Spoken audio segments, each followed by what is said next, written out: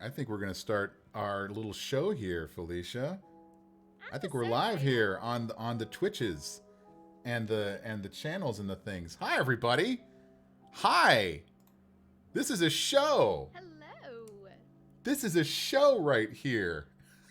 We're This, doing it. We're we're doing it doing it. live. We're doing it live. It's amazing. Hi, everybody. Oh my gosh. My name is Lucas Schuneman. I am an actor of the voices and the things, and I talk funny, and they pay me money for it sometimes. And this is the very inaugural show, the premiere show of character creation here on Twitch on Gilding Light's channel. Thank you so much for Gilding Light for bringing us in here. Let's see if I can actually make myself a little bit happier. Nope, that's not going to do it. Wait, we're doing it. Oh, hold on. This is going to work. No, wait. I'm a professional. I'm a professional streamer, and I've done this stuff before, right? I've totally done this stuff before. I know how to work with things. If I hit a button, things happen. Like so. Watch this. Suddenly I'm in space. Suddenly I'm in space. No, that didn't work. That didn't work. No, not you. Me. I'm in space. Not Felicia. Felicia won't go to space. I'm gonna go to space. Watch this. I there was some good art really that was made. There we go. See, I'm in space now. Now Felicia can't see that. But oh man. Oh, professionals. Professionals. We're professionals at what we do. Oh my gosh, yes. But my name is Lucas Schuneman. This is character creation. I'm a voice actor, and been working for about a little over 10 years doing voiceover and things like video games and anime and commercials and audiobooks and whatever the heck else needs a voice out there. If there's a scrimshaw, I'll probably do a voice for it somehow. And there's who knows what needs to happen. And we're going to be doing some D&D character creation and talking about how acting and writing and all of these wonderful exercises can inject your characters with more substance. But I'm not going to do this by myself. I've got a wonderful, beautiful special guest with me. Please introduce yourself to the wonderful people out there, please. Hi, everybody. I'm Felicia Angel. I also am an actor who does the voices.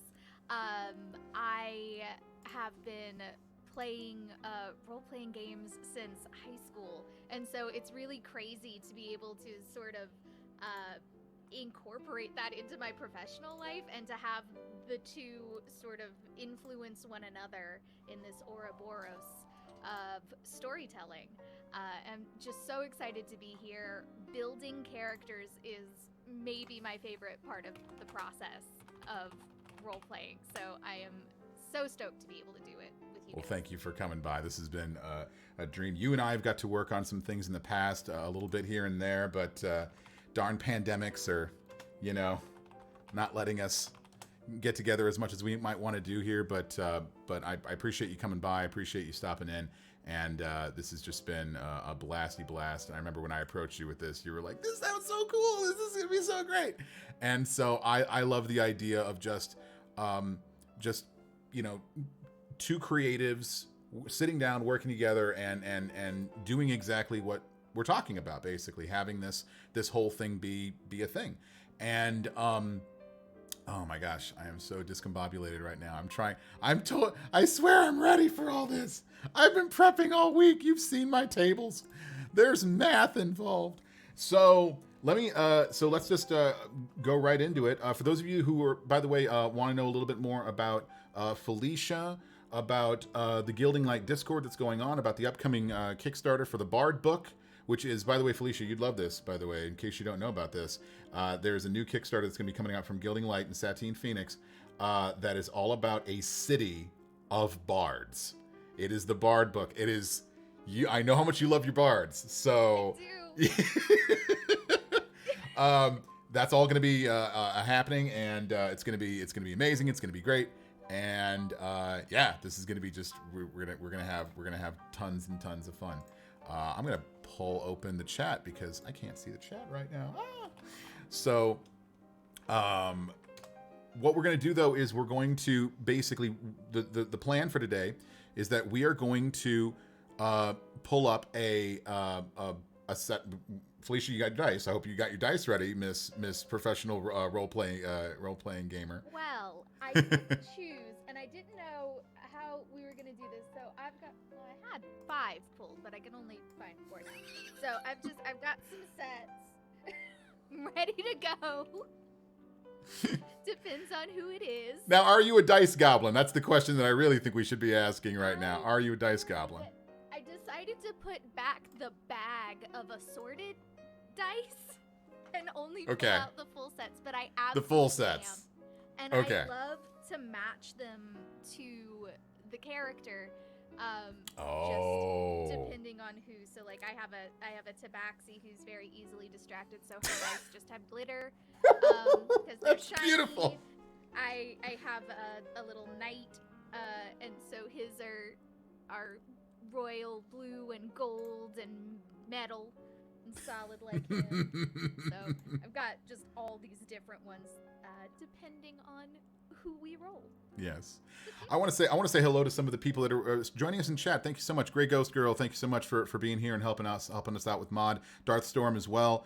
And the official Gilding Light is obviously here as well. And we've got them helping out there. DC is helping us out, answering questions in chat. Thank you so much for that. Haru Soul, Confused Warframe, Unkillable, Cinnamon Roll, Eldark 258.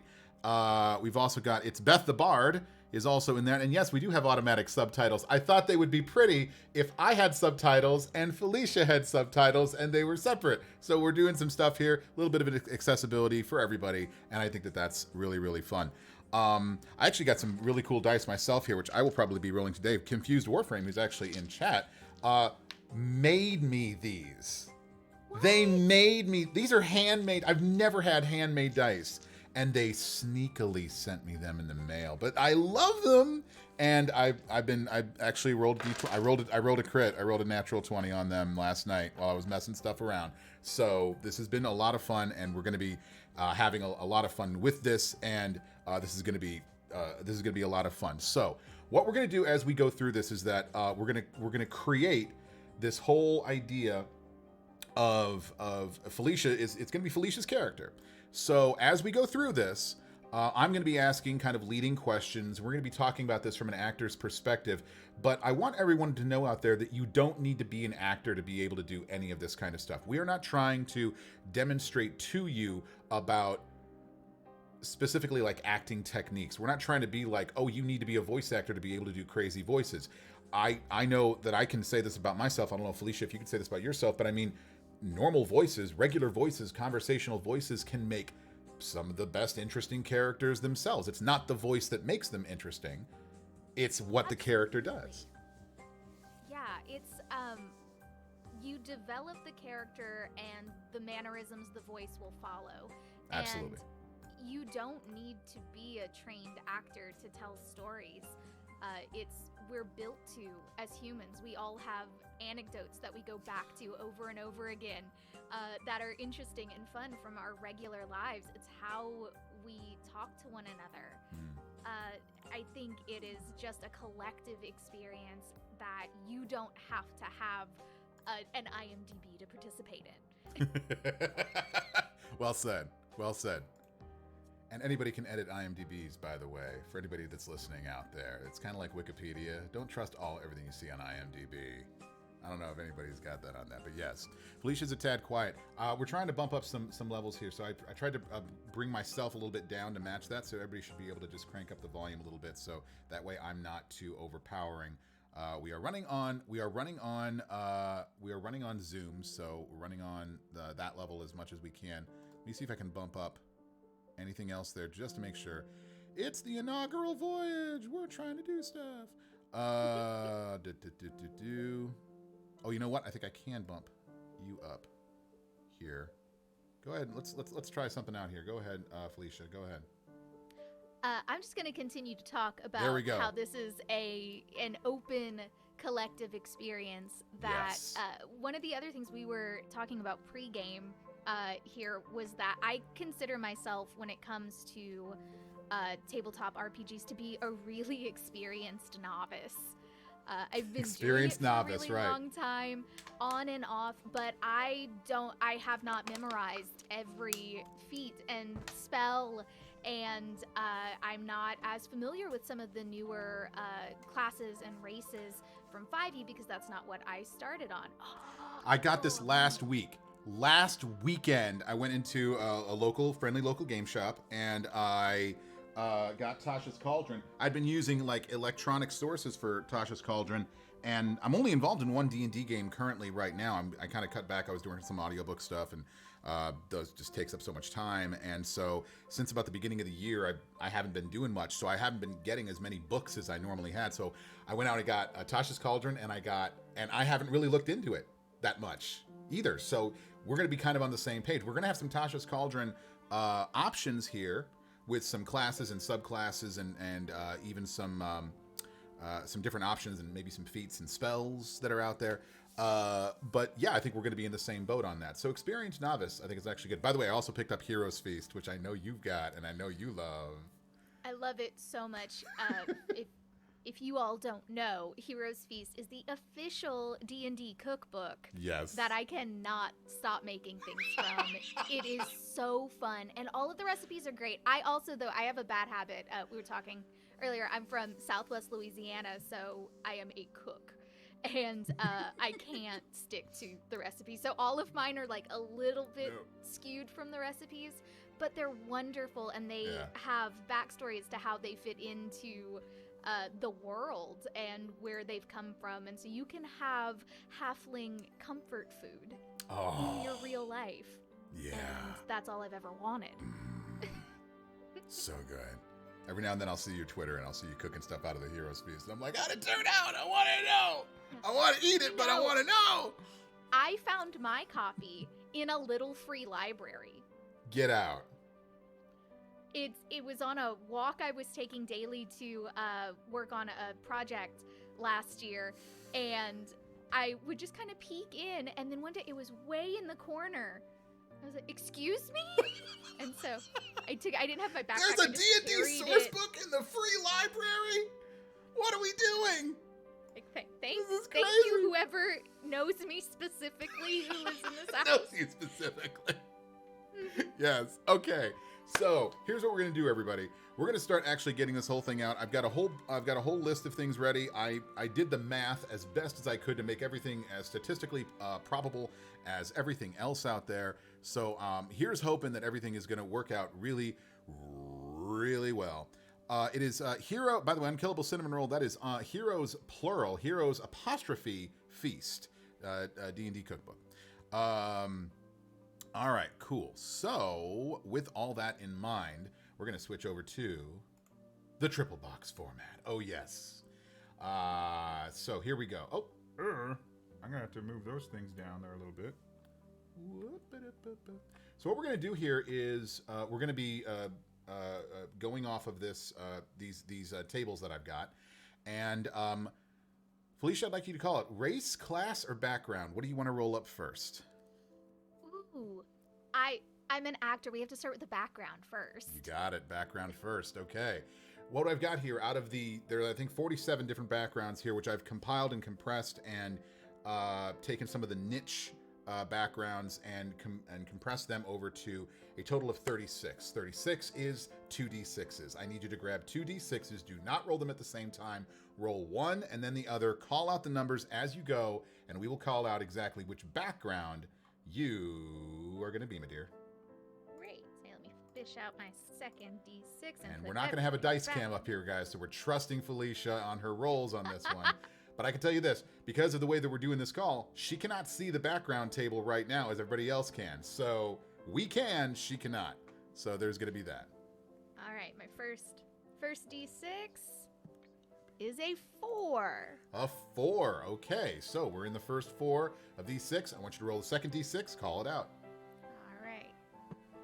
It's also a 4. All right. Your background is an investigator with the City Watch.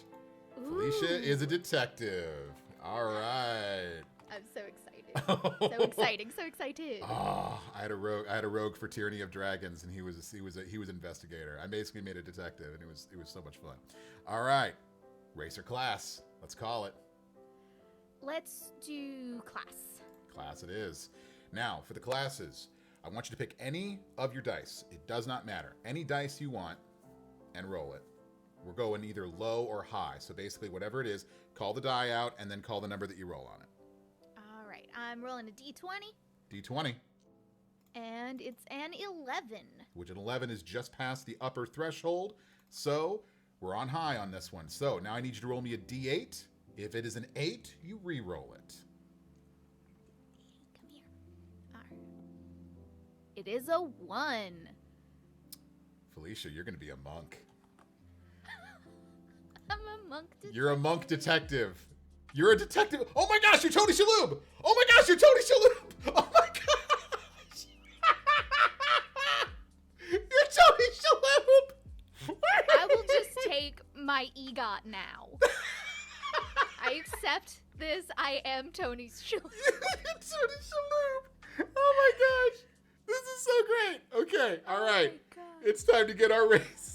It's time to get our race. Now, there are 24 different races, and yes, I have made an addendum down here at the bottom for those of you that are watching on screen.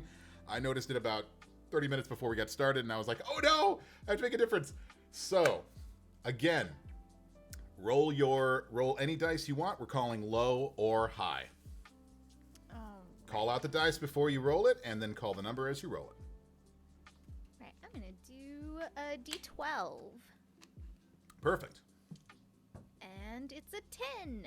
That's a high call. So roll that same D12 or another D12 if you feel lucky on this one. It's a 12. I'm so glad I changed it because you're the Warforged. I actually changed it. I didn't know if I was going to do it, but I made the call before it happened, and you are going to be a robot, little Missy. Oh. I am so thrilled. This is completely different than anything I would usually construct for myself. So I'm really, really excited about this. Allow me now, too, for the rest of everybody on here, we've got a race of a Warforged, we've got a class of a monk, and we've got a background as an investigator. The only thing we're going to need is a name, and we will put that up on screen as we actually see it. So, Felicia Angel, we need to explore your Warforged investigator who punches things. Let's see exactly what we're going to have here. This is going to be great. Oh, man. Okay. So as we do this, now you can come up with your name as we come along with this. Maybe as we explore the backstory, we can explore what their name is. We don't have to come up with a name right now because maybe that locks us into something. Warforged names can be can stem from a lot of different things. Sometimes they take the names of humanoids, and sometimes they take the names of concepts or ideas. Sometimes they're, who knows, maybe they're a model number for all we know. Warforged are, living constructs, as you are most likely well aware of. And so we're going to be having this thing here. So let's do some fun stuff first. Let's do the crux for some people of D&D. I need you to grab 4d6s if you would, please. We're going to roll our stats right now. And I'm going to tell you how my rules for rolling stats, it's not going to be so different from normal. It is roll 4d6. We drop the lowest of them, and we add up the other 3. If you get a total that is probably going to be a 6 or lower, we're probably going to re-roll that, just so that way we don't have an actual character with a 3 out there. That it just might happen. I have seen it happen with somebody one time. So, if you would please. Whoops. There we go. That's what I wanted. For this one, you would like me to roll them all together and then yes, add them, this is your normal stat rolls. For those of you who are not too familiar with D&D, this is a variant way of creating this. So go ahead. This is my preferred way. Yes. Actually, so I'm very excited. All right, we've got 11. Okay, first one is an 11. Come on. There we go. Next one. 19. How'd you get a 19 on 40? Did I? No, because I'm bad at math. Sorry. That's okay. Oh, no. Oh, okay, I see. All right. I'll get that in there. Thank you in there.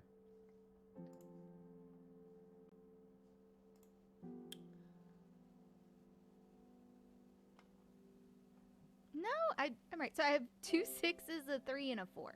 So 2 6s, So a 3, and a 4 would be a 16 because you dropped a 3. oh, that's correct. We're dropping the lowest. Did you drop the lowest on the 11? I did not. It was a 1. It was a 1, so that's a 10. Got you. Got you. All right, let's see here. Got it. 15. Got it. All right, so we got. I screwed up on the subtitles, but now we got them. Now I think we got them there. We're good now. 10, 16, 15. Good rolls so far. Goodness sakes, these are good rolls. I am shocked. The dice are usually not friendly to me. Aren't they always? 12. That's a 12. Wow. No single digits yet. We're doing all right. Doing all right. One of the things also that is so important. Go ahead and keep rolling here as I say this though, is that I think one of the things that I hate to see is people who get maybe some mediocre stat rolls and think that somehow ruins their character. It doesn't ruin their character. I think flaws are just as important as strengths and true abilities within a character. And I think being able to play those flaws gives you more of a human, not trying to play the race on this one here, but an actual human side. And we're not perfect. We are flawed creatures by nature. And so being able to play those flaws is important. Next roll. 10. Another 10. Got you. Last roll. All right.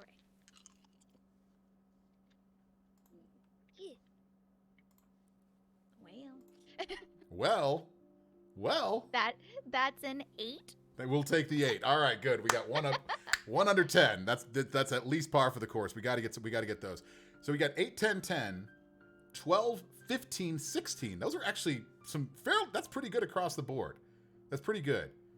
You got one low. You got about one low, 3 average, 2 strong. I think that's good stuff. Haven't added in our racial abilities yet, so our racial bumps to scores, which I think remember my Warforged correctly. I think you get a Constitution bonus of 2, and then you pick any other ability score, and that goes up by 1. I will double check that, but I believe that's what your Warforged is going to go after on that one. Pull up my Warforged information here, because we're going to need that. Yep, Con plus 2 and any other score plus 1. So, okay, so we're going to I know you can't see this, so we're going to have to, I don't know if you're just making notes, you're going to have to write some of this stuff down, but we're going to figure this out. So you are a monkey monk, Marky Mark and the Monkey Bunch. So let's figure out where your strengths are going to lie, Miss Felicia. So,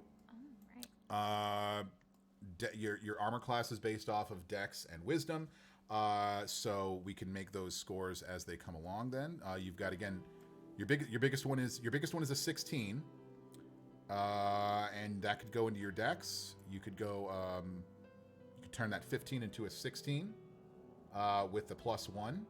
Put that in Wisdom if you wanted to. That would give you a +3 on Dexterity, +3 on Wisdom.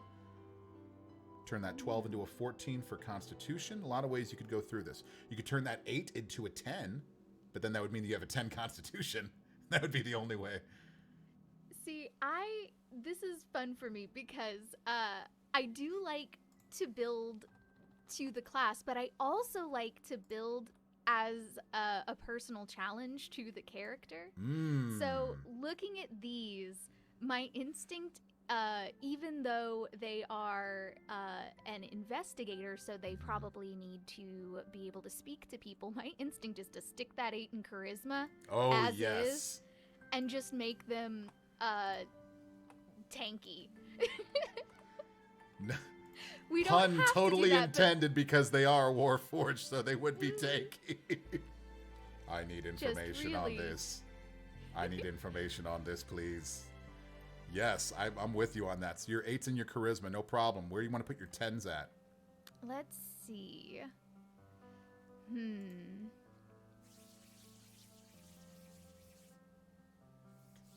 Got 2 10s.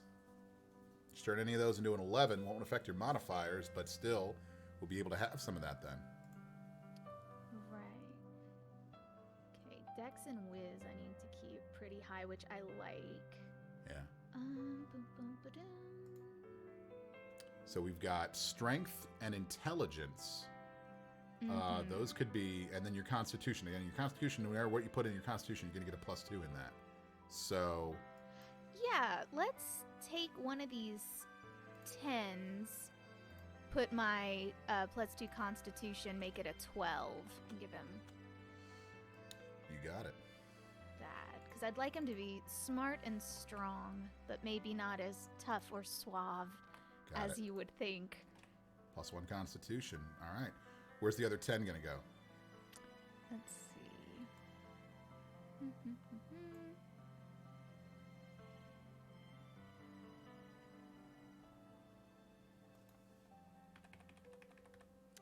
Trying to decide if I want him or her. Them, they. Or them. Yay, I want them smarter than wise.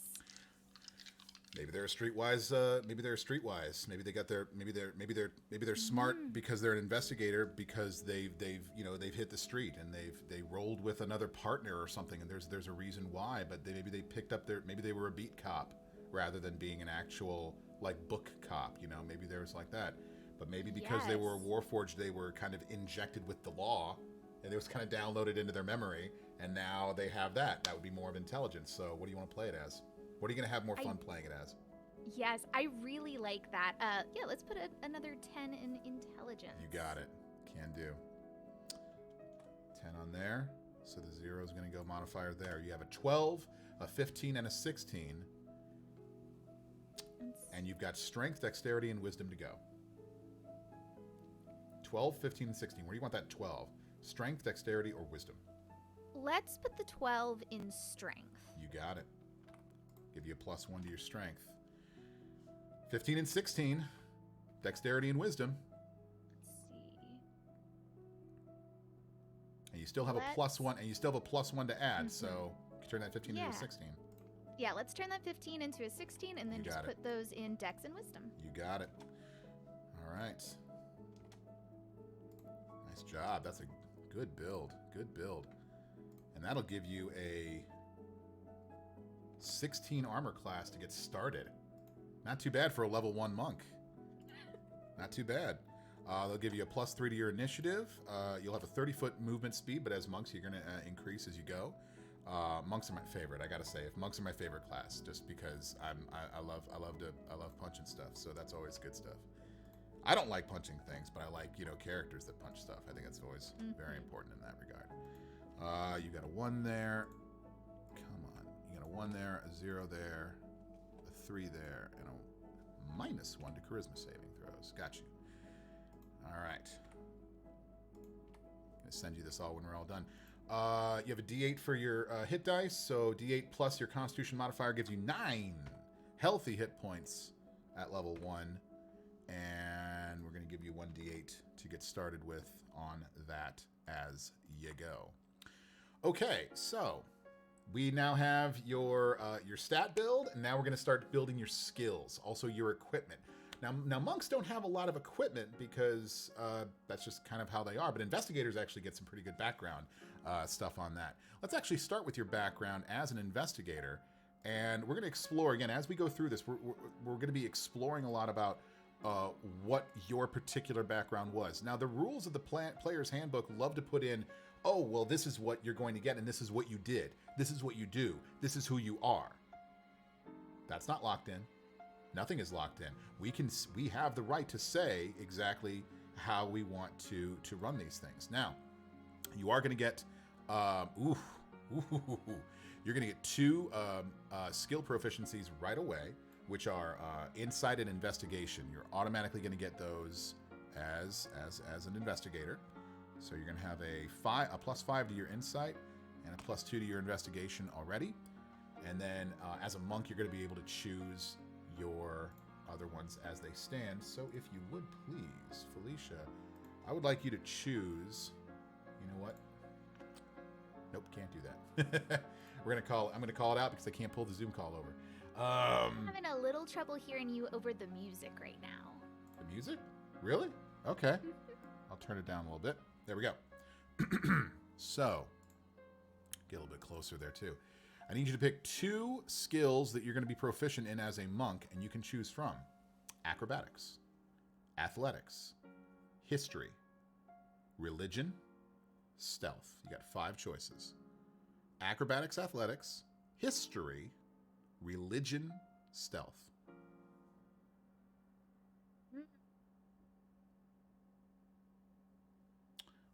I've got to go with acrobatics. Can do. Can do. I feel like that makes me immediately eschew stealth because everyone is going to notice a backflipping robot. Of course. Or will they because you're stealthy? You did not see me coming. And then just backflip away.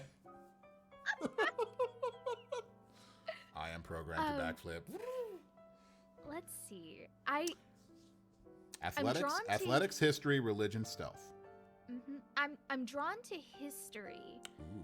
Because I really do like this idea of having this character maybe be a little bit older, maybe have been walking the same beat for a long time, and picking up these pieces of collected history from the people that they have spoken with.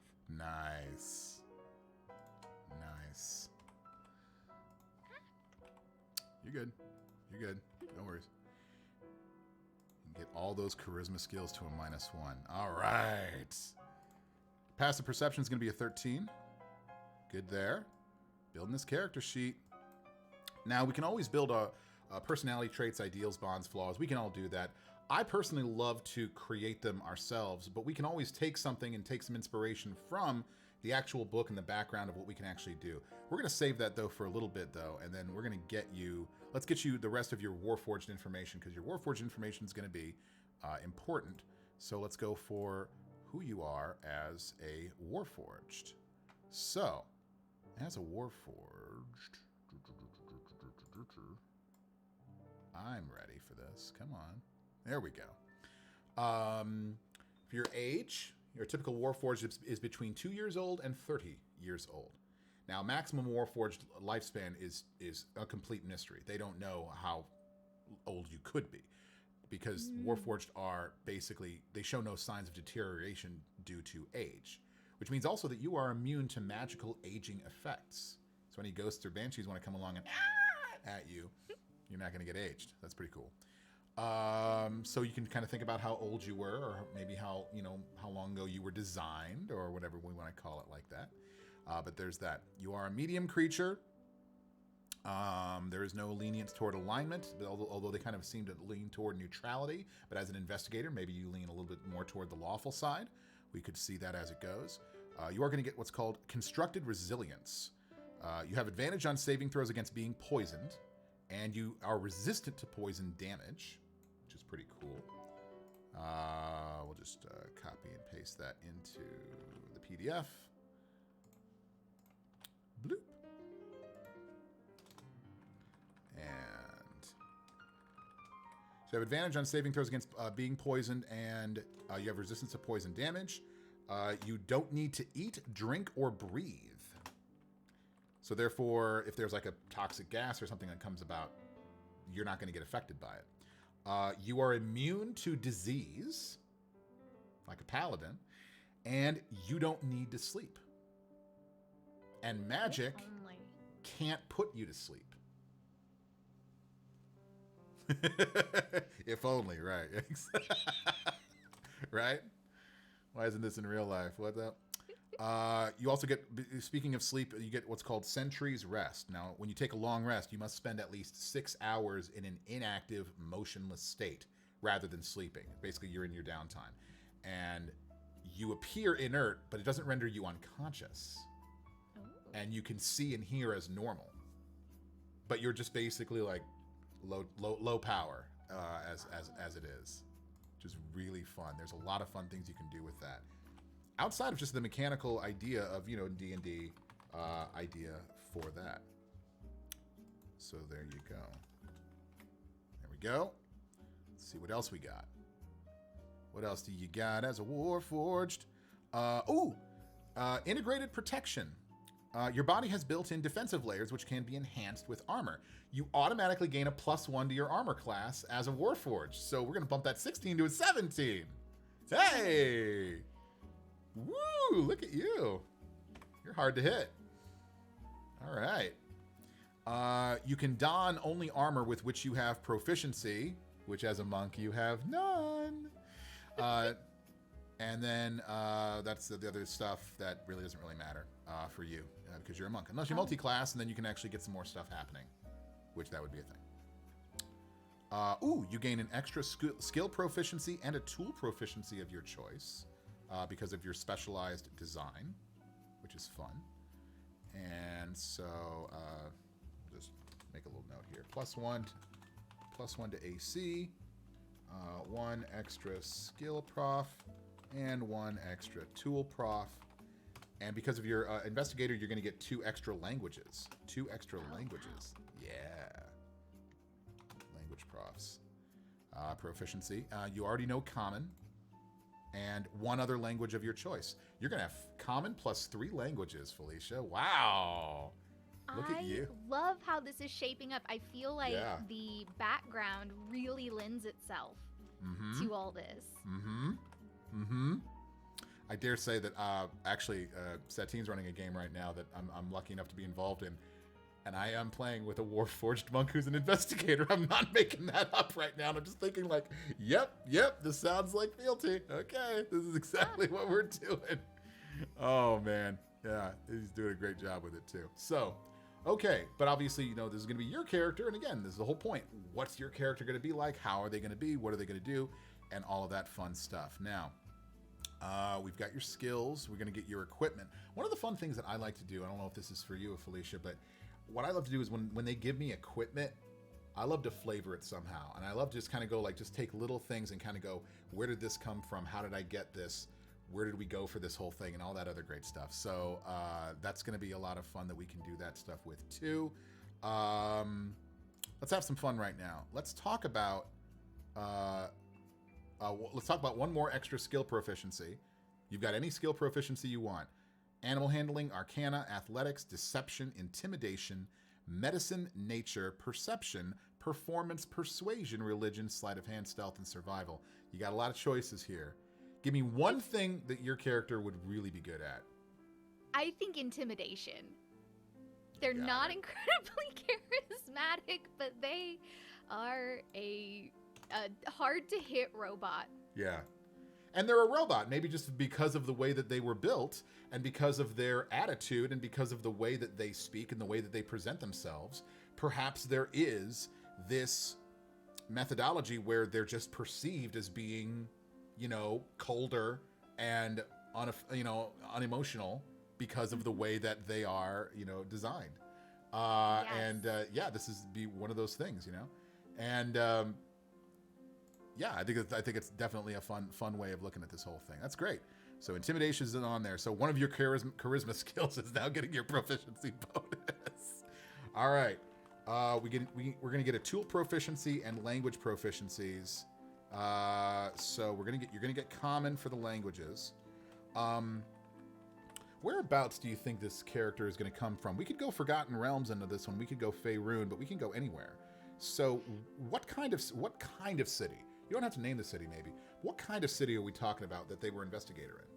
So I am imagining that this character was sort of designed purposefully for this task of investigating, of helping in a large, maybe a port city where there are lots of people coming in and out. It's harder to regulate by the standard city watch, and they're sort of opening it up to freelance help.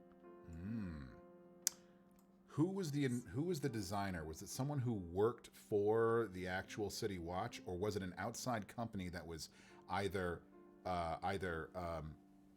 brought on for that task, or someone who basically said, "I've invented something. I think it'll be great to come to you." Where do you think it's coming from for the design aspect?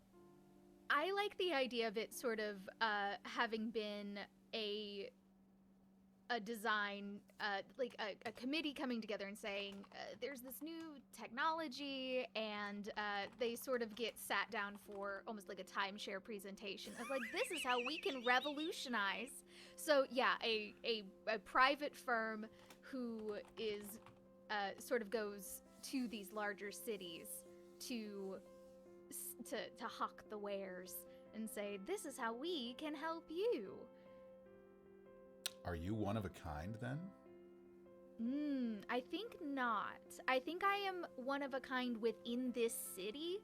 I imagine that perhaps it is not one of the largest port cities. It is not necessarily the most, the wealthiest. So perhaps I was the flagship test run. And they have purchased no more. I'm not sure yet whether that means I've done a great job or a very poor job. But as of Your now, way in of this solving city, crimes I is by see- punching things, so we can see exactly how well that's worked out for you. But yeah, I mean, that's, yeah. Our model doesn't carry guns. It says two guns, lefty and righty. That's pretty much all it's got as far as the guns go. It doesn't carry a billy club. Just, ow. Surrender. Stop resisting. My God. I'm horrible, I know. Oh my gosh. Okay, so I blame another crew that I've rolled with in the past for that, where they just are beating a goblin and they're like, stop resisting, and it's like, please don't, no, let's not do that, please. I want to be a good egg, please. Okay. I love this idea that as far as languages go, they were designed to do this, and so the firm probably, the design committee that actually came up with your design, designed you to also be kind of like a protocol droid almost, being able to have all these languages to be able to de-escalate ideas and being able to have all these different things. So while Common is going to be one of your languages, let's pick 3 other languages. One that was kind of hardwired into you, and 2 that were kind of also that were also designed into you because, as an investigator, you're going to have to be able to communicate with these people. So, what kind of other languages do you think, as an investigator, you might have to have a little bit more specialty in? Your call on this one, obviously. There won't be a wrong answer on this. Let's see. I'm trying to figure out what the sort of demographic of this city is. Who's all You coming tell me. together. You tell me. Because again, it doesn't have to be that it's the scene of the adventure. The campaign doesn't have to be where you were designed and where you were stationed. You might be stationed in a city that doesn't have anything to do with the adventure itself or the campaign. So, where do you think? And again, it might not. And here's the thing that I think in the way that you're describing it, I don't think it was up to you. I think it was up to the committee. So, what do you think the design committee thought was necessary for you to have these languages put into you? Let's see. Like So maybe, I think for example, like if they thought that goblins were going to be a problem, maybe you could speak goblin. It'd be that kind of a thing. But maybe you wanted to speak with elves because elves run the city. Who knows? It's one of those things. that's what I was thinking. Maybe 2 standard languages and an exotic language. That's sort of the selling point too. That says like nobody on your city watch can speak to the Fae, but robot can. Robot can. So let's do Elvish. Elvish. I really do like the idea of this town being overrun by goblins. So let's do Goblin. You got it. And Sylvan. Ooh, Sylvan. Bring it some. I mean, there are elves involved. Maybe there's.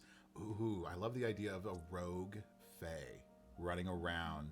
That's running with a Sylvan crew, and the elves have. Oh my gosh, I love the idea of the elves having a propriety. And we have to be proper in all of this, and these bad fae are making us look bad.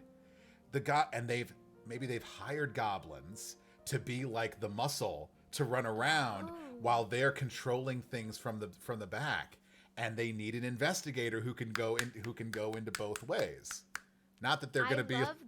I love this idea too. This is good. I like this. Party in this sort of three-way power struggle can go and move through. And they forgot to install charisma into the negotiator.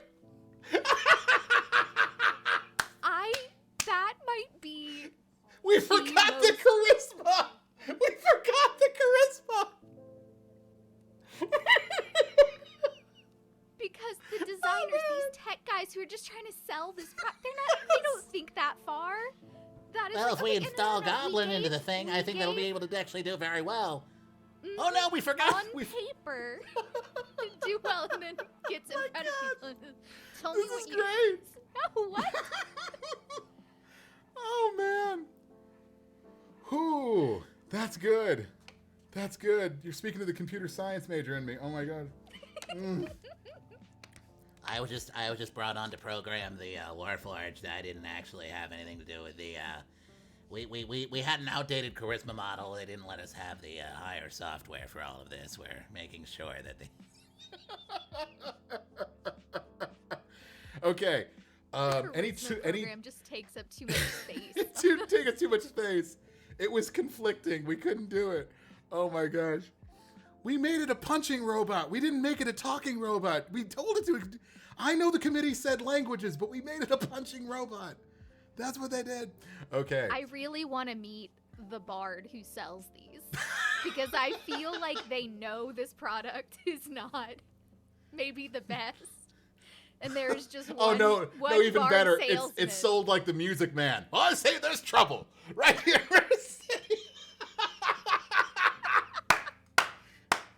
With a capital P. Oh man, that's beautiful. That's beautiful. Oh, whew, that's good. I love this. I'm gonna put that in. I'm putting that in the thing. I'm gonna put that in the thing. There is Bard Salesman. Bard Salesman. You got a Bard Salesman sidekick. That's what it is. Basically, you got a Bard Salesman sidekick. He is the charisma for you. He's your charisma. Oh. Or she, or they. They're your charisma, basically. They're the ones that sell you to the city and the watch and the public. Oh, they that's only beautiful. get their bonus if this works out. So they I stick need the around commission to on make this. Sure. Please take this one. Oh my gosh. Well, we're making our mods almost spit food across the screen, so we're doing well, I think, with this. I think we're having a good time with this. This is great. Okay. So let's examine something here. I think this is good. I think we have enough cursory ideas right now with this Warforged that we could either assign, or you as a character could assign yourself some sort of name. Maybe you have two names. Maybe you have something that the committee gave you. Maybe something you have the bard calls you. Maybe you have something that you call yourself. There's a lot of different ways to go through this. So if we examine the idea of what the player's handbook gives us as far as Warforged names go, here's what we're told. Most Warforged were assigned numerical designations for use in military service. Now many of them also adopted nicknames. You got to think like on the field they're going to call themselves like, "Hey, Rusty, come on over here." You're gonna, things like that. And that's often given to them by their comrades. Excuse me. As independent individuals, some have chosen new names as a way to express their path in life. Now, a few will take on human names. Maybe it's often the name of a fallen friend or a mentor, someone that's basically close to them. And then they have a whole bunch of different names here. I can't believe it. I just made up Rusty. Rusty is one of the names. I just made that up. But it's one of the things in the PHP. Okay, here we go. Anchor, banner, bastion, blade, blue, bow, cart, church, crunch, things like this. But there could be anything on this one here. So we don't have to actually be designated to anything like this, obviously, Felicia. So what do you think is going to be the one of the monikers for this Warforged? I've already got this. So Gift me. he is model T-0N1, and All everyone right. calls him Tony. T-0N1. Ladies and gentlemen, Felicia Angel. Come on now. This is what I'm here for, okay? Oh. Getting Iron Man vibes, I think, on this one here. Here we go. I'm just saying. Tony. Oh, man. He was the first one, so I like the idea of that the one was there to have all that. Oh, it should be T-O-N-I. It should be T-O-N-I, then, if I'm spelling it right. I'm putting it on the stream. So now it's got a nice, now above us right now on our stream, it's got your name, it's got the Warforged thing. So everybody's joining in can actually see that this is what we're doing with this one here. So this is all good. Yeah, we're gonna build this whole thing and we're gonna have this whole thing happening. So, okay. One, Tony, you got it. All right, we're gonna make you a level 1 monk, by the way. For now, we're not gonna build you too far into this. Now, if you were a wizard, I might make you a second class, a level 2 wizard, just so that way you had your school. We picked your school or a school of magic. If you were a level 3 monk, maybe we'd choose your archetype. We're not worried too much about that right now. We'll build that as we kind of go along. There are some subclasses though, and it would be fun maybe just to kind of examine for a quick moment, where do you think Tony would go as a monk? But I don't think it's good to really examine that until we examine a little bit about what brought Tony over to this idea of what's going to make him into an adventurer. I think one of the biggest things about being a D&D player and having a D&D character is, yes, they're individuals. They are individual people. They are individual characters. Yet they're on a quest. Most of the time, it's with a group. What made them join the group? What keeps them with this group? What keeps them on the path? What motivates them to do this? Now, Warforged being how they are, you got some tricky ways of how this is going to work. There might not be very much emotion, as a typical Warforged doesn't really show very much emotion, but there's going to have to be a drive. There's going to be a purpose. And to examine exactly what that purpose is going to be a great motivator to keep Tony on this path to whatever it is, and what drives Tony on this way. So we're gonna have this happen, and we're gonna examine this actually after in a while. We're gonna take a break, and then we're gonna come back, and we're gonna see a little bit from Tony about where he's gonna go and what he's gonna do. But let's talk about. Oh, you know what we need? We need we need a tool proficiency. Give me something that Tony is skilled at as far as tools for the trade. And again, this could be something that was installed in him or something that he just has. He gets a tool proficiency as being a Warforged.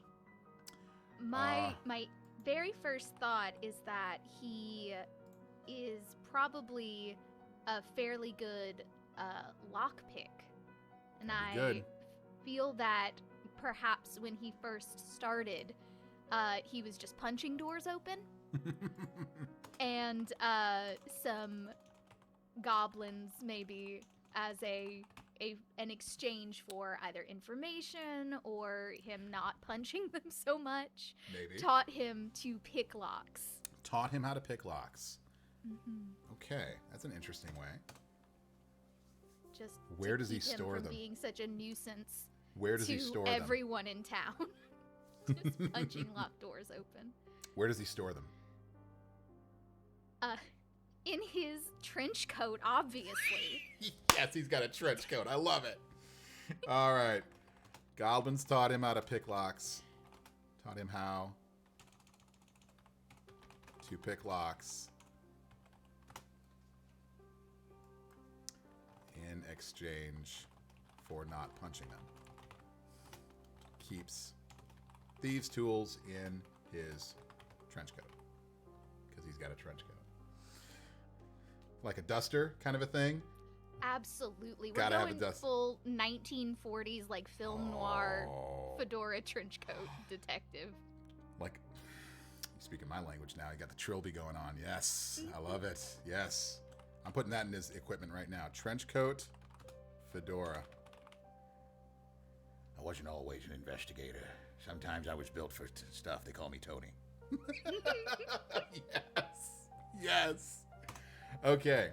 Now, as far as monks go, let's get you a little bit more stuff on monks. Making sure. Come on. All right. Got your D8s, got your armor. You're good with simple weapons and short swords. Oh, as a monk, you also get another tool, and you get another tool proficiency as a monk. So one type of artisan's tool or one musical instrument. So just as a monk, what you were built for. You want me to give you a couple more tools you can think about, or do you know your tools well enough that I don't have to bring them up here? Let's see. I am going to use yield Google. Mm-hmm. Here we go. Okay. Yeah. Now, artisan's tools are the things that we're looking at exactly here. So we go from alchemist supplies all the way to woodcarver's tools if you're looking at your player's handbook.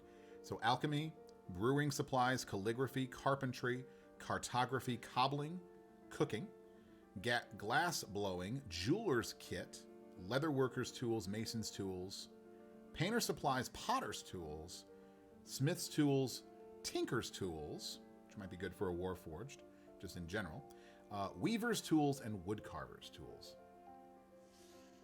Ooh, I am torn on a few things here, so I'm just gonna.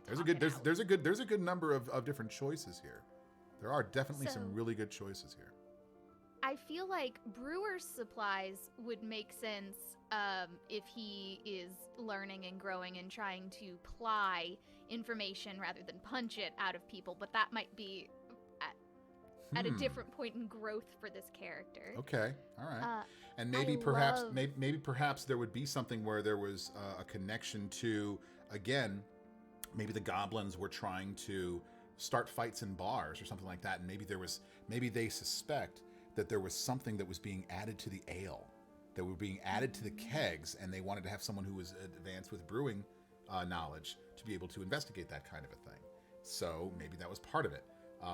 We can always kind of make that kind of thing happen and then incorporate that into it there. What else were you going to say? I also really love the idea of calligrapher's supplies because I like the idea of this coming from perhaps his bard companion or one of the elves sort of spending time with him and teaching him a more refined art than the lock picking. Yeah, that would be great if when it came into it,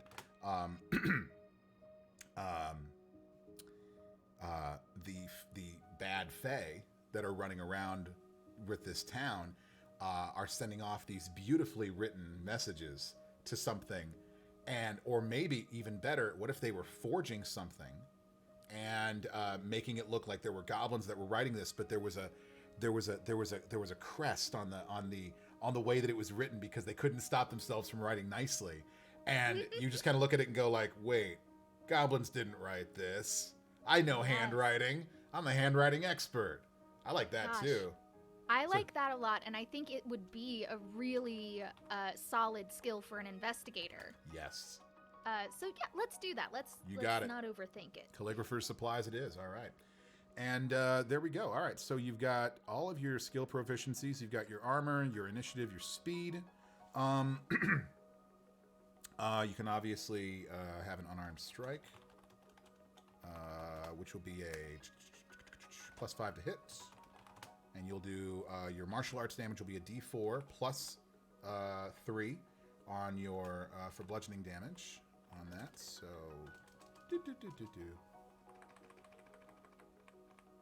bludgeoning damage. You've also got let's also figure out what else are you going to carry with you. You have simple weapons, and you're good with short swords, which means you can basically use a quarterstaff. You could use a club, quite literally. Which could be any kind of number of different things. You have a sickle and a hand axe. You can also do a short sword or anything else like that. What else would Tony be equipped with, other than his fists, to be able to take care of danger? I don't want to give him a blade. That makes sense. for public Not even a safety. dagger. Not even like a dagger or anything. No. Seems to me he'd be a bludgeoning kind of a thing. All right. Yeah. We got clubs. You've got quarterstaffs. We could flavor something up as well. What do you see? What do you see Tony as having? Man, I like the idea of a staff, but perhaps one that is collapsible, so that he can also store it in his trench coat. Actually, one of my halfling monks had that one there. He basically had a collapsible quarterstaff, and because it was small, and he just basically had like a little pocket thing, and he used to like shoot. He was just like, and it was one of those collapsible things, and it basically extended.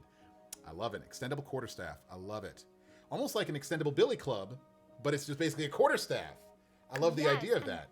I also like the idea of perhaps if it can bear his weight, him being able to use it in acrobatics. So it's made it. So it's a little bit more with iron. So it's actually like it's got like it's an extendable staff, and it's like a planting device kind of a thing there. So like that. Ooh, oh, I'm thinking now of almost like a. It's he can actually use that to kind of like hold down a criminal or something like that needs to like basically run away, like not like Mjolnir, like putting it down like you can't move now or something like that, but it's like being able to just kind of like, you know, no, staying away, no. now I'm thinking of the theater hook. Hello, my baby. Hello, my honey. Hello, and then they're pulling him off there. So we're stopping people. Except, all right, yeah, we'll do that. Well, it's basically a flavored quarterstaff. I love it. I dig it. 1d6. It'll be 1d6 one-handed, 1d8 two-handed. So it's versatile. 1d6, 1d8 plus 3. Bludgeoning, and it's versatile, one-hand, two-handed. So there you go. All right. No, I love that. I love that idea of that one there. So he's basically equipped, and again, he's equipped to basically handle things because he's not a soldier. He's there to investigate things. So he's not there to dispatch anyone. He's there to question. He's there to learn. He's there to be informed and then to carry that knowledge over to other people that he would work with, because he's not going to be a one-man crew. He's going to be somebody who's going to be working around with other people on that. So I love that. I love it. Beautiful. All right. More monk stuff, making sure here. We got your skills. We got your saving throws. You want a Dungeoneer's pack or an Explorer's pack to get started? Ooh. Dungeoneer's pack is going to be backpack, crowbar, hammer, pitons, torches. Explorer's pack is like a backpack and a bedroll and a mess kit. You won't have a mess kit because you don't eat. I feel like the Dungeoneers is more what he would be. There would be a little bit more to start. it there, yeah. I think that'd be a good one there. I think that's good stuff there. So there's good. I can keep. I don't know why I'm playing him, and I'm like, I don't know if I want him to have a crowbar. Just because he has it doesn't mean it's anything good there. Again, you can flavor a little bit more of this stuff up too, and he's going to have also equipment from being an investigator as well. So he'll have investigator equipment because of the background. So let's find that out. You get a uniform in your style, in the style of your unit, and indicative of your rank. You get a horn with which to summon help. You know, you do get a set of manacles. You get handcuffs, and you get a pouch of 10 gold. So you do get those cool things, which we'll throw onto your equipment. So, with him being Warforged, this is not a race that I've played before. Yeah. Does he still need to carry these things, or can they be built into him Inspector Gadget style? I love the idea of doing that. You know what I love even more? I love the idea that in a very small way, this would be DM dependent on doing this kind of stuff. They're all pockets of his trench coat. Yes. Like really minor extra dimensional plane kind of stuff like that, but like minor things. Like really minor trench coat of holding. Trench coat of holding. Minor thing. That'd be a DM dependent, but I would totally give you a trench coat of holding. Absolutely. All of a sudden, and I love even the idea that he could collapse his staff, but he could also Mary Poppins it into one of his pockets. Come on now.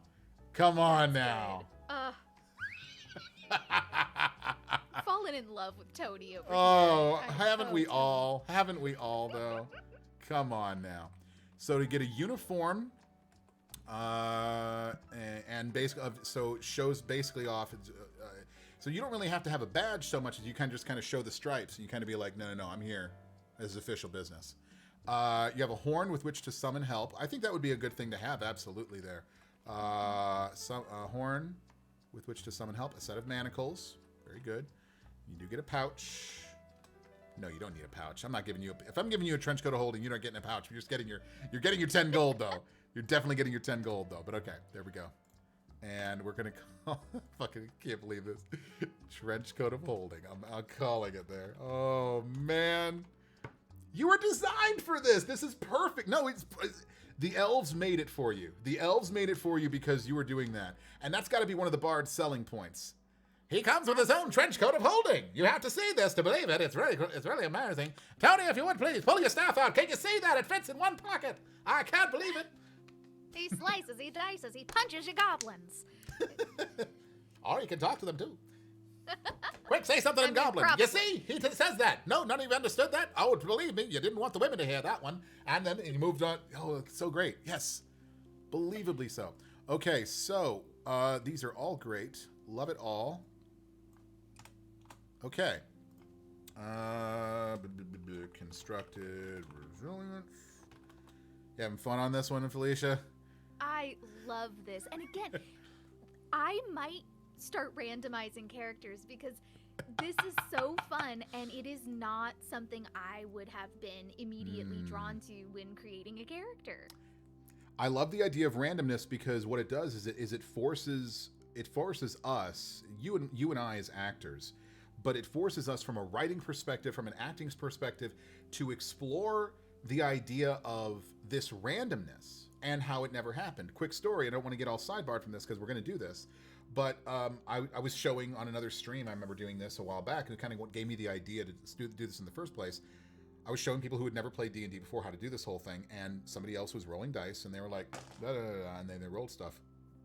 And I swear to you, we rolled up a Goliath rogue. I'm not making that up. And you think to yourself, how in the heck could a Goliath be a sneaky rogue? And we decided that because of their archetype, they were going to be a mastermind rogue. And what we did then is I went, oh, wait, no, we can make this work. Imagine rolling up to the Thieves Guild and you knock on the door and the shoot happens and this big pair of eyes, what do you want? And you go, oh, I'm here to see the boss. Happens. Door opens. Tall, hulking, hooded figure. You can see him in back. And there's this dude who's just like sitting up there with his legs, his feet up on the table, flipping a dagger. Oh, so I hear you're here to see the Thieves Guild Master. No, well, have a seat. We'll see if we can talk business. He's not even the boss. He's a lackey, because the dude is the boss, and he's watching you all the time, and all you do is you think he's the muscle. But no, he's the brains of the operation the whole time. And I thought, I love it. what a deceptive idea for a rogue to have the muscle be the brains, and you're not even dealing with the boss. What a great idea. And we ran with it, and it was like, I love this character. Like, I want to make this person, I don't know if I want to meet them a PC, but they would make an awesome NPC. It would make an incredible thing for a DM. That would be an incredible thing. And again, it was random. And you don't think it's going to work, but when you make it work, it has such a wonderful payoff at the very end. It's so great. Making the world richer. Indeed. Having things that are unexpected.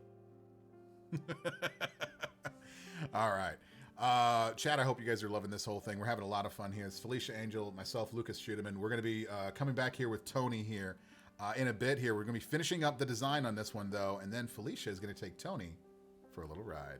We're going to take a small break for a little bathroom break, a little lunch break, a little snack break, and we will be coming back to this one. Let's get the last bit, though. Let's get the biographical information we need. Age, height, weight, eyes, skin, hair, that kind of stuff. Maybe some of these are a little bit easier to go because he is Warforged, but we're going to go from that. How long ago, what's his age? So construction time, how old is he? What are we looking at for Tony? This is tricky for me because Yeah. I like the idea of him being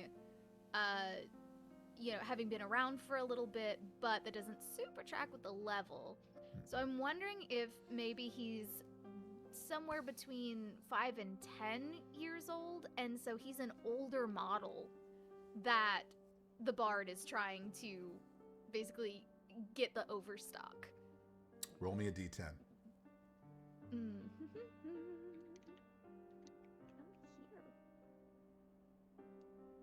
I rolled a 1. So he's 5. Okay, great. 5 years old. I'm only 5 years old. All right. We can follow the rules on this one, but we can basically make it however you want to flavor it. How tall is he? How tall is Tony? I have never played a Warforged, so what is the rule? If we look at what a Warforged normal type is, they basically pattern off of humans. So typical kind of 6 feet tall build. Usually, there's no specific thing here. We could roll a quick little thing here to see exactly what happens. Do this. Roll me 2d6. We're going to use the modifier in the player's handbook to modify the base height and the base weight. They're heavy because they are metal. So we're going to do it off of this. Roll me 2d6, add up the total. What do you got? I've got 9. He is 6'7". He tall. Yes. He tall. Delightful. All right. And for his weight, you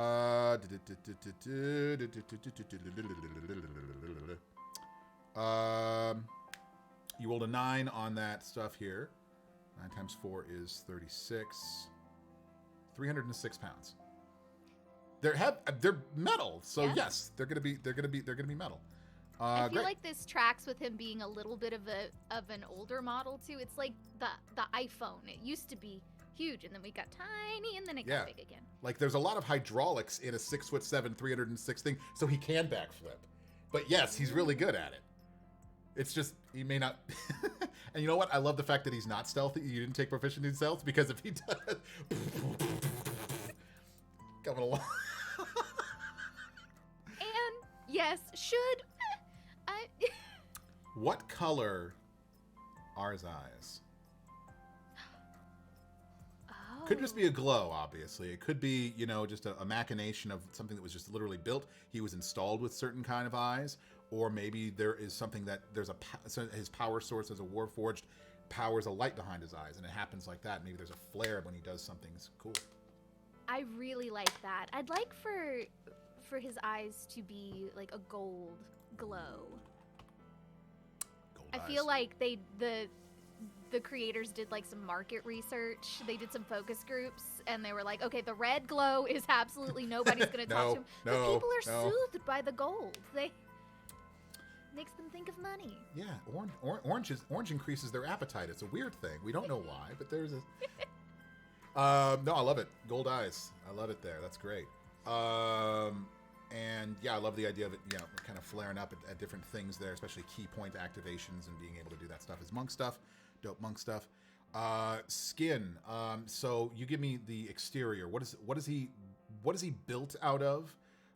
Think about the design on this one. Hit the design committee trying to make something that was going to be resistant to something else. A skin color. It could be metal, obviously, but it could be coloration to something like that one there. So what do we got? I think he's got sort of a bronze housing, something Nice. that's solid but not too expensive to mass produce.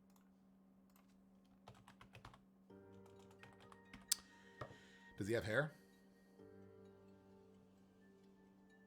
Come on. For the sake of me, I'm gonna say no, but I Okay. imagined him with like the worst wig. That it's just sort of, they were like, oh, he's gotta be sort of humanoid. How about this? Let's compromise. Let's put a wig in the fedora. It's like a combo. And he takes off his hat, and the wig comes with it. And he thinks nothing of it. Yes, I shall take off my hat. Like he just took off his hair? What? I love this all leading to his accidental intimidation proficiency, too, because it's not based in charm. He doesn't realize he's intimidating. Yeah! He doesn't. He has no idea. I have been programmed to be this way. What color?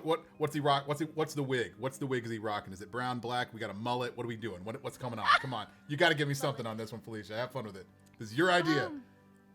Oh my gosh, I want it. I feel like the turn is better if it's just a Columbo, like a short, like very neat looking standard brown haircut, but then the whole thing comes off and he's got like a clear dome where you see like all of his parts, and it's horrifying. Like, well, this, yeah, okay, this is a normal experience. It's not normal, turns out.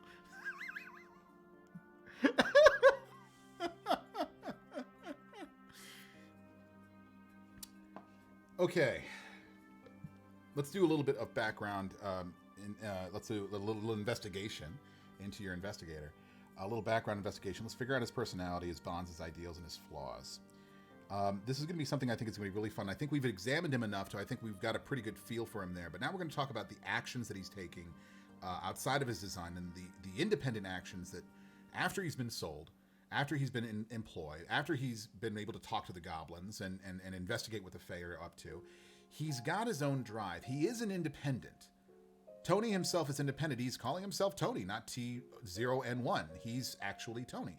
So he's made some decisions about himself, and he's got some ideas on this one. Now, I can get you something. I can get you a lead through we can roll some dice and we can roll some leads because of the investigator. But I love the idea that because he's a warforged, he's going to develop his own, and literally, no pun intended, forge his own path. So let's actually create a little something for that. What do you think is one of the driving personality traits that either others see about him or he sees within himself? I think he really is a helper. He likes the idea that he is bringing these mysteries to a close and giving people closure, helping to keep communication open, keeping the city sort of safe. I think he takes pride in being a sort of peacekeeper. He sees himself as a being peacekeeper. known by all the different communities too, being this like being the thread, the liaison. Nice. Being a very much the third party independent source that isn't human, that isn't elf, that isn't goblin, but is here to be the peacekeeper and has proven himself to be something, even if he's just helping getting cats out of trees as part of his investigation. Is there because he sees within them. He's proficient in insight.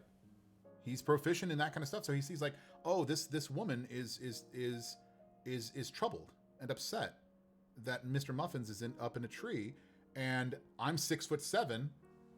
Yoink. There you go. And it's perfect, and to be able to say something, I hope that I have given you closure. Yeah. And then just moves on, tips his wig, and just moves on. He's got data points for human emotion and gets positive feedback. When he sees, he's like, oh, I understand that this is a smile, and that is a satisfactory conclusion. So over time, he learns as a learning system. He learns through his own for lack of a better phrasing, AI program that humanoid emotions are welcomed and they generate a sense of well-being within himself. It sounds like, yeah. I also love the idea that maybe he doesn't even realize it yet, but a way that he is helpful to the eventual adventuring party is that he's able to observe all different races objectively. And he sees through lines, linear data points that show how similar they all are rather than how different.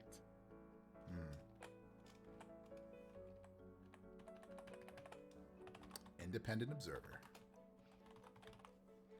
Independent observer. Neutral to all data points. I love this guy. I love him so much. Really quickly, let's get these, and then we're going to take our small break, and we're going to come back, and we're going to mess with Tony. So here we go.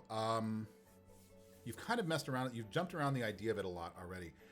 He has something that serves as his motivation and his sense of ideology. That maybe he is that peacekeeper. Maybe he is that trying to make the world a better place and trying to serve as a person who is not run by emotion, but is still sensitive to that kind of emotion. What are his main ideals in life then?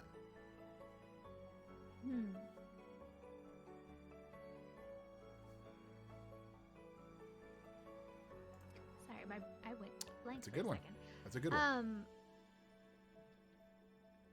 I think just in his time here, he's come to see that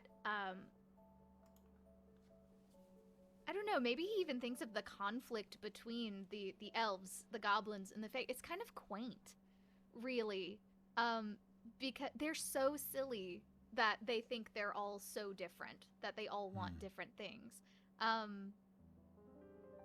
So I think his sort of main ideology is unity. It's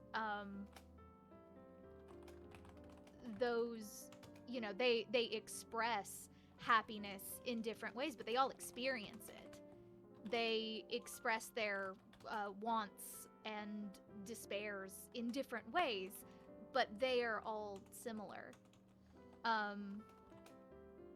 So I think to him, it's sort of about trying to teach objectively that unification, whether through action or I like the idea that he has come to enjoy the art of conversation with his very low charisma.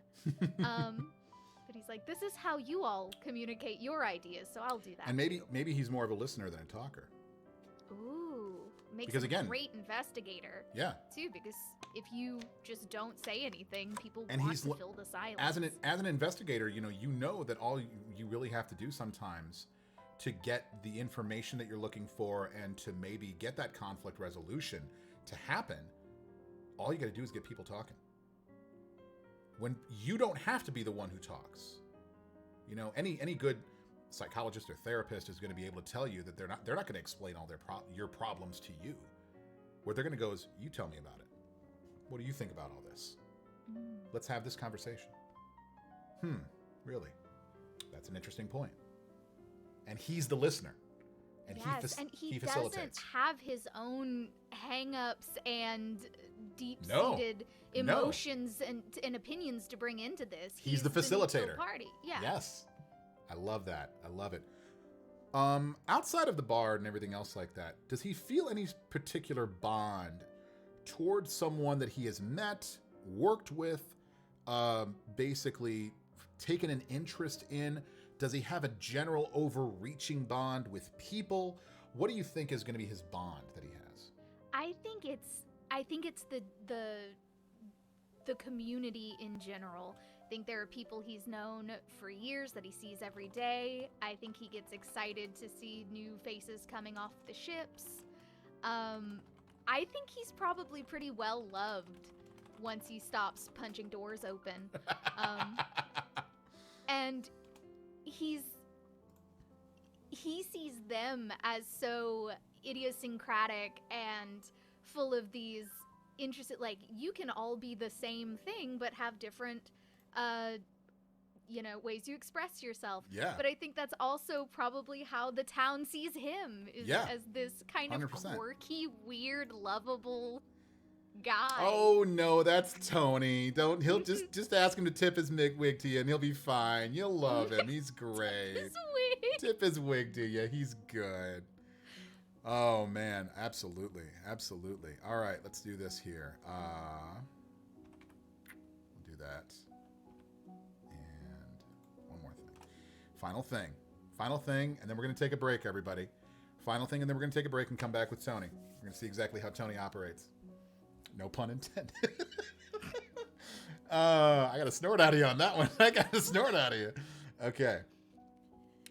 Amongst all of his goodness, amongst all of his abilities and what he achieves for, there is something that is and there could be many, but what is one major flaw that is within Tony? Either he sees it or he is completely oblivious to it. It doesn't need to be something that he's even aware of. It needs to just be something that he just has within him. And I think there are a lot of avenues you can take on this one. So go ahead and pick one that you think is going to be one of the major things. I think it's the idea of subjectivity is so foreign to him that perhaps he is slow to accept that just because something is objectively true doesn't mean that it's helpful or that it is the most important thing at play in a situation. The ability to sort of abstract between good and bad based on these data points. He has a harder time with those gray areas as to what is lawful and just, and then what is not. And I think, but he's not blind to the idea that other people believe in it and other people have these gray areas, and he recognizes those and does that. But he has a problem seeing the gray. He has a problem seeing that difference in there, and he walks a line that is more data oriented and fact oriented, and what he sees as his objectivity of truth. But being that there are shades of gray, he'll listen to people, but probably people need to point it out to him first before he actually jumps in. Absolutely. I imagine him being in several situations where he might even have to ask, just, is this one of those moments? Yeah. Am I missing a crucial piece of intangible data? And I think that might even be part of spurring, whatever the impetus is, it's what he enjoys about adventuring outside of the city, is that he's still collecting all this information and putting it away to be able to make better judgment calls to better help people. And I think that one of the cool things about having a character that isn't so attached to emotion like a Warforged might be is that when a flaw presents itself in a way that it is presented to and read one of your PCs, and even to us as people, one of the easiest attachments that we have is shame. We feel shame because they're like, oh no, I made a mistake. Tony doesn't see that. Tony sees like, I made a mistake. That is wonderful. Please explain to me the difference between this. And it's like, yes. And that makes him, what a wonderful way to turn a flaw. And by the way, everybody who's watching, please pay attention to this. Taking a flaw and turning it into a quirky personality trait that makes your character lovable. What a wonderful way to take a flaw and turn it into a strength. Not like we're doing a job interview, but still, it's very, very much along that line. And I think that's wonderful for that. All right, great. Tony, the Warforged Investigator Monk, has his character sheet filled out. Ladies and gentlemen, my name is Lucas. That's Felicia. We've just created this entire character, and we're going to bring Tony on a little adventure, a little one-shot adventure, not too long ago. It's going to be about 10 minutes. We'll be back in just a little bit, and we'll see you then.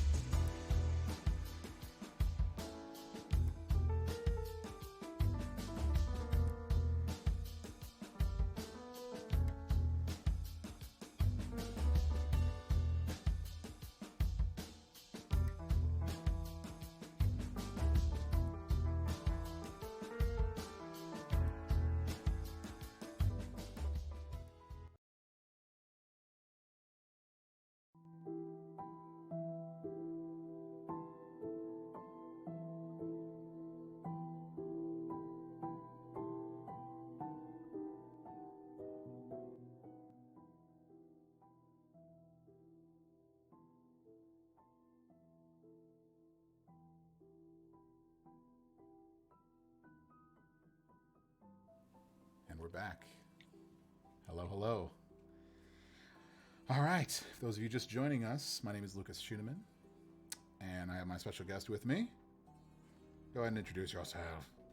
Hi, I'm Felicia Angel. And Felicia is going to be taking her new character in D&D for a little bit of a spin through a little improvised one-shot that we've got going on here. And we're going to be a little bit explaining about what's going on right now. Here's hoping that Pretzel Rocks actually allows me to have a little bit of proper music as we're moving through this to talk about what's going on around us. But here's hoping. So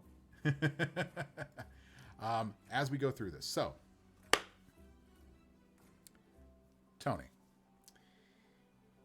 you are on your regular patrol, as it is, and you are have your tasks as you normally are wont to do, as you are making your way through the city of Resthaven.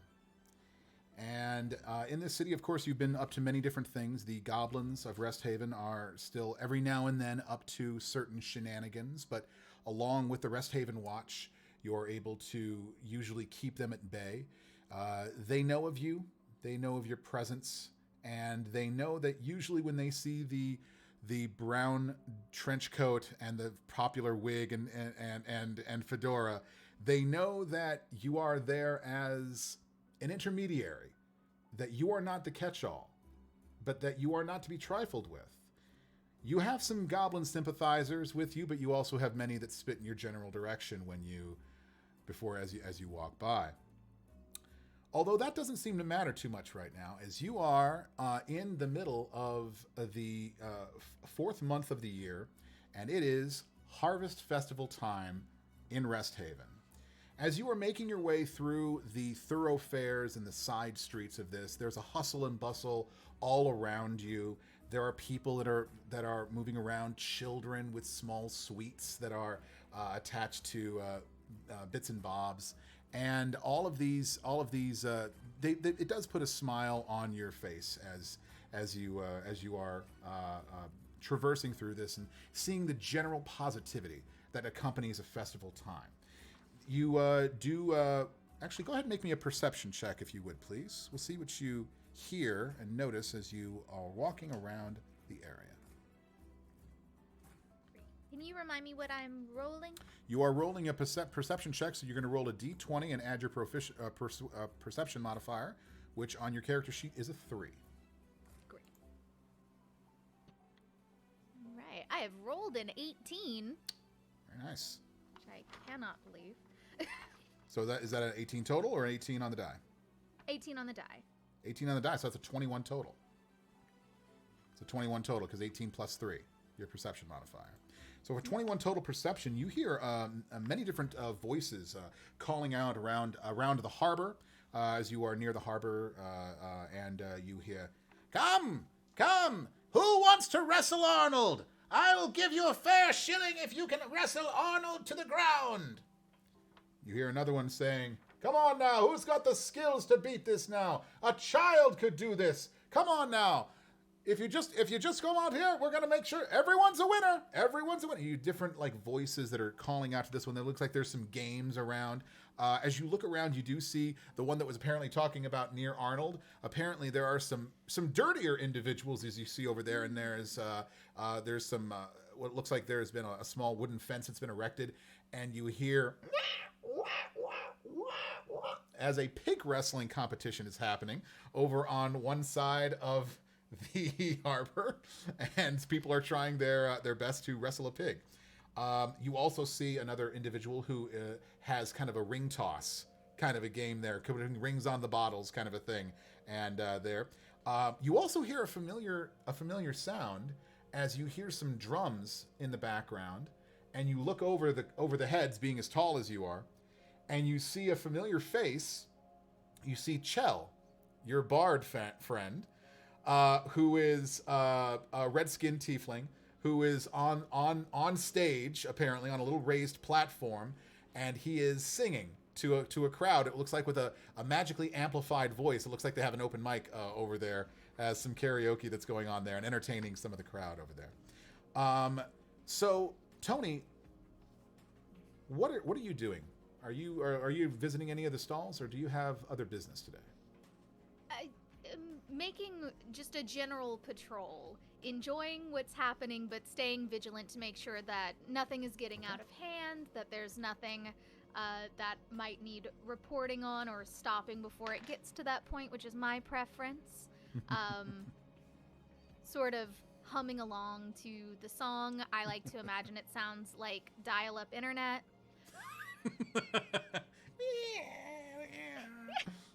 You do get a few odd looks from someone, and then there's a child that laughs and points at you, and then there's a mother that kind of puts the hand away as you see all that happening.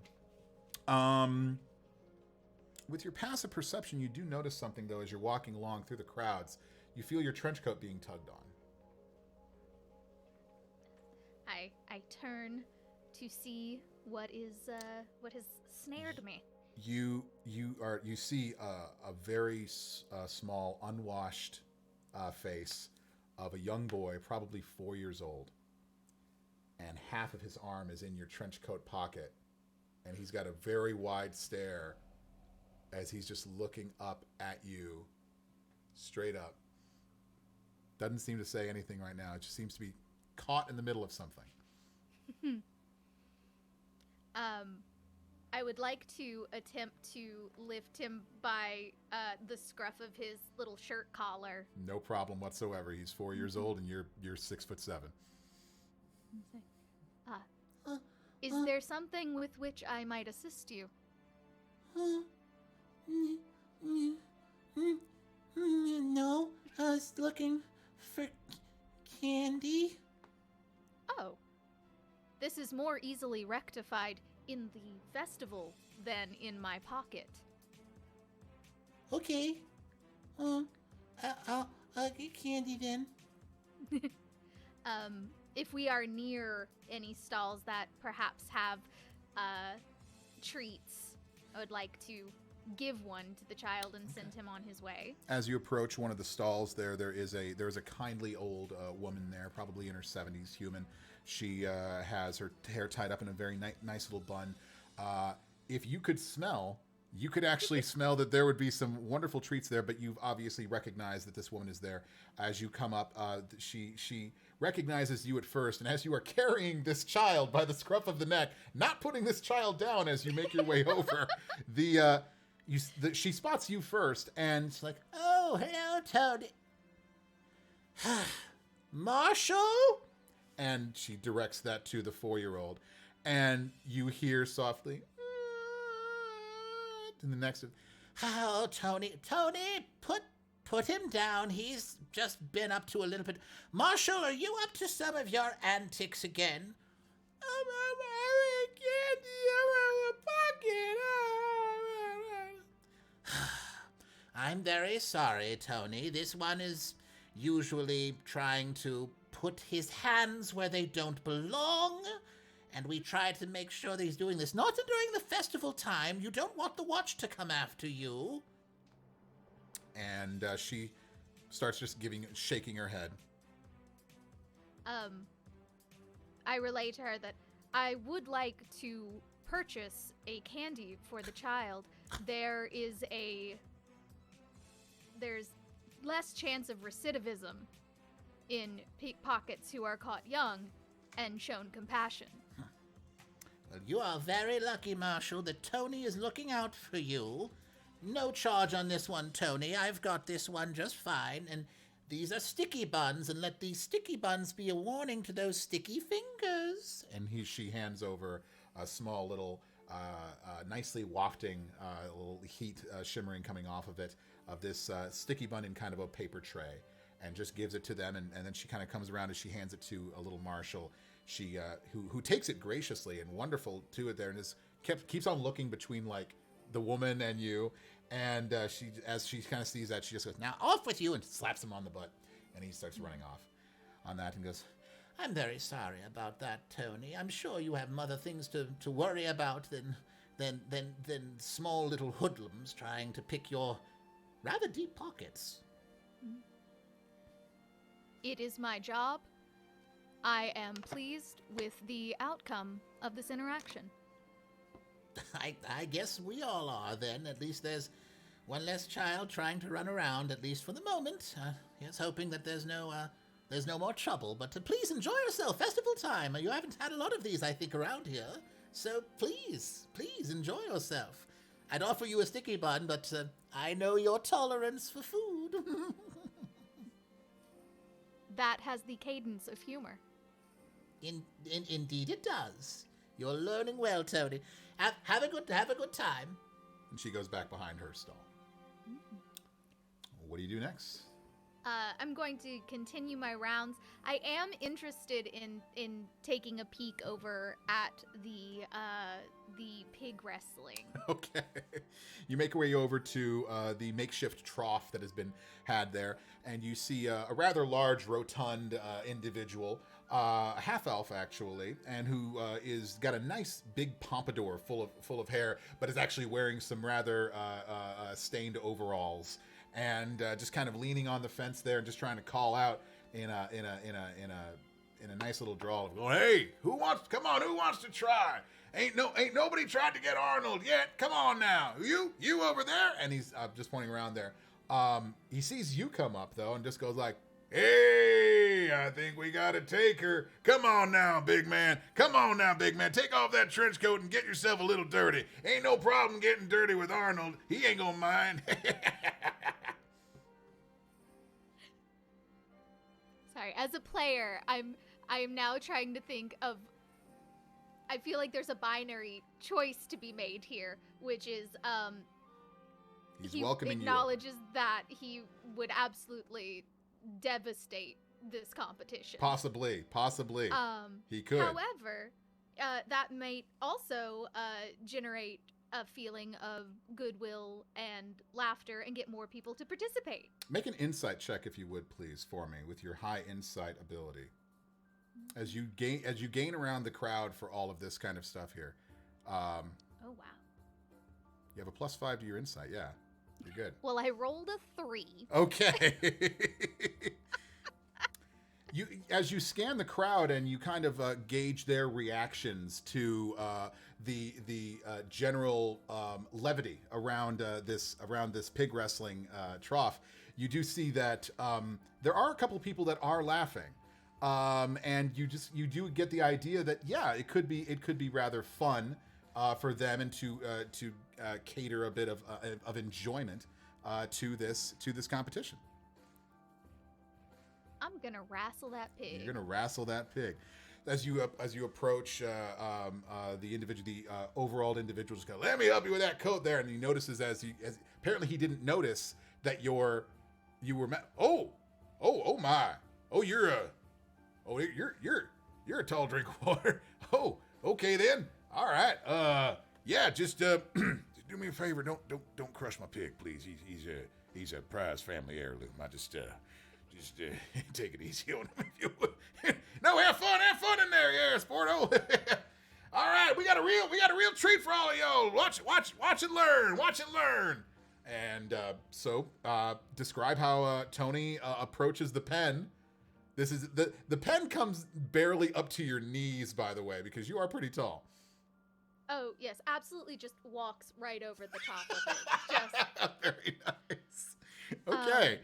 So as it comes along there is a large pig in there, and it seems to be kind of nestled near the corner. It seems to have been wrestled a couple of times, so maybe it's a little bit reticent about people coming into its makeshift pen. But he's like, "All right, rules are all you gotta do is pin it for a 3 count. If you can't get it in 2 minutes, well, better luck next time, son." All right, time's on the clock, and yeehaw! And so I need you to make me, I'd like you to describe it. How are you going to attempt to wrestle this pig to the ground? There are many options. How would Tony like to address the wrestling of this porcine creature? I feel like efficiency, expediency, top tier in Tony's mind. So he's going to try to clear the distance between himself and the pig as quickly as possible. Monk speed will not be a problem. All right. So, just because we talked so much about it, he's gonna try to do a giant backflip over there. Just try to. Oh, okay. Try to launch himself. Make me an acrobatics check. Make me an acrobatics check, Tony. God bless America. I've rolled a 2. Unfortunately, as you attempt to launch off, your hydraulics kicking in to give you that sort of distance, you didn't notice that there was a lot of mud on the bottom of this pen, which allowed you to basically spring down, and then of course the jump, and you're just like right down on the thing, and it seems to have noticed that you have basically fallen, and it is starting to move now around you. So, what do you do next? You do hear laughter. You do hear laughter at that first attempt. I do take a moment to be pleased and to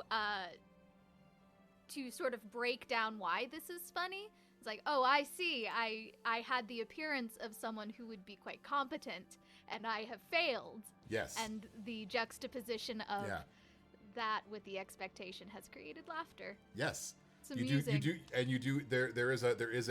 There is a codicil that does seem to register in your mind, Tony, of, oh, I think they were laughing because people were failing, not because people were succeeding. Oh, interesting. What would you do next? If it is just sniffing around, I'm just going to try to grab the pig. Okay, so make me an athletics check, if you would, please. Well, let's see. Got a +1. I rolled a 14. That's a 15. All right, so let's see what the pig can do on this one. Basically going for a grapple check. With a natural 2, he's going to, you have basically got a hold of this pig now. So you've got a hold of this pig, and you're like, all right! And you hear the overall individual, the half-elf, saying, all right, come on now, just pin him down, pin him down. You want to go for another grapple check here and try to see if you can hold this guy down? Yes. Okay. Try to be gentle.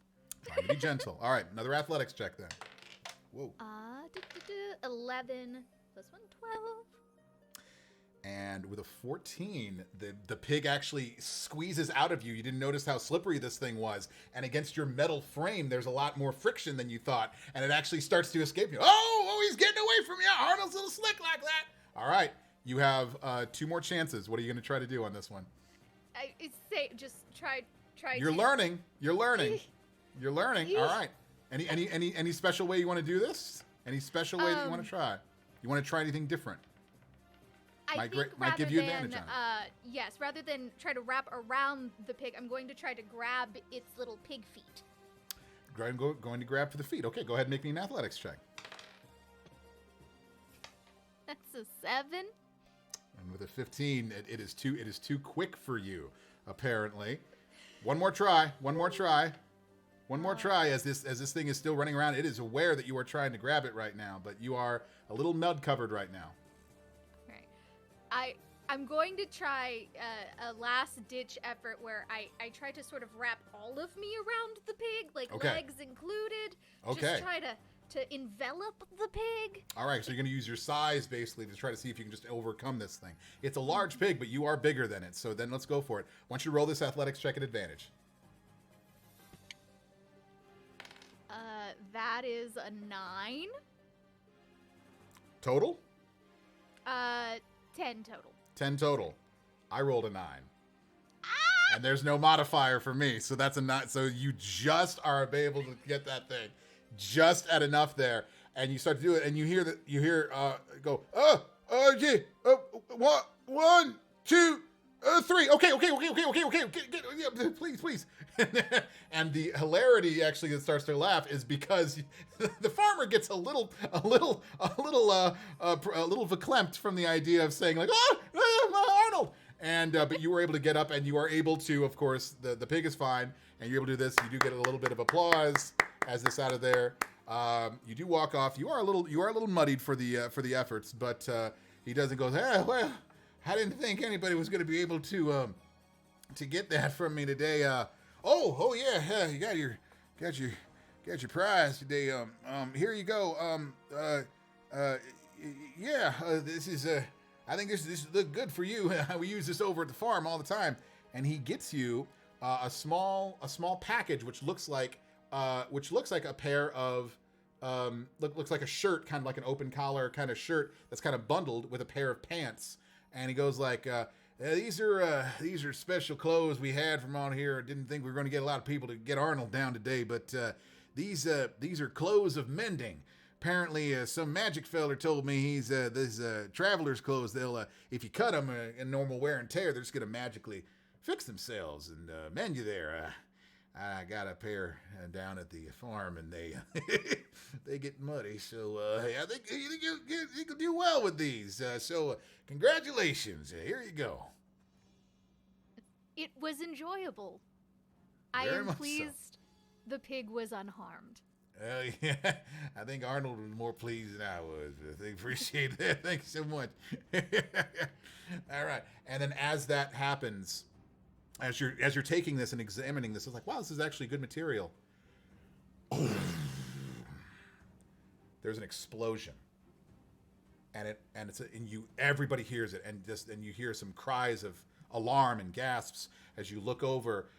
Near the away from the port harbor where the wall actually comes around, you start to see a billowing smoke cloud happening, and people start to panic, and you see the young sticky bun vendor come over to you and go, "Oh, Tony, I think there's a trouble over there." And I tip my wig Yep. and make toward the source of the calamity. And that is where we're going to end things, because that is your start of your own adventure there, as something has exploded and you don't know what, and we're going to find out exactly where. We're at 2 o'clock right now, Central Time, so that is going to close it off for us. Ladies and gentlemen, Felicia Angel, come on, let's hear it for her in chat. If you want to hear more from Felicia, you can check out all the stuff on her socials. She's over at Felicia Angel. I put also the Say Hi Felicia, because I know that was the thing on your Yes, TikTok there thank you. too. You got your new stuff on there too. My name is Lucas Schuneman. You can catch me on Twitter and Twitch when we're doing all this fun stuff. We're going to have a new guest on next week, UK streamer and transgender activist Mia Bite. She's going to be amazing. We're going to have more guests coming on in the next coming weeks. More voice actors, a lot of fun. This is going to be a lot of stuff. Felicia, thank you so much for stopping by. This was so much fun today. Thank you so much for having me. This was a blast. I can't wait to tune in for all the other guests. This Oh is my gosh. brilliant. I'm good. We're going to be doing this every Friday, 10 a.m. Pacific, 1 p.m. Eastern, 6 p.m. Greenwich Mean Time. It's going to be a lot of fun. And who knows? Maybe Tony will get some new companions on the way. Who knows? We'll see exactly what happens. So until that time, till next week, my name's Lucas. That's Felicia. And thank you so much. And we'll see you next week on Character Creation. Bye-bye, everybody.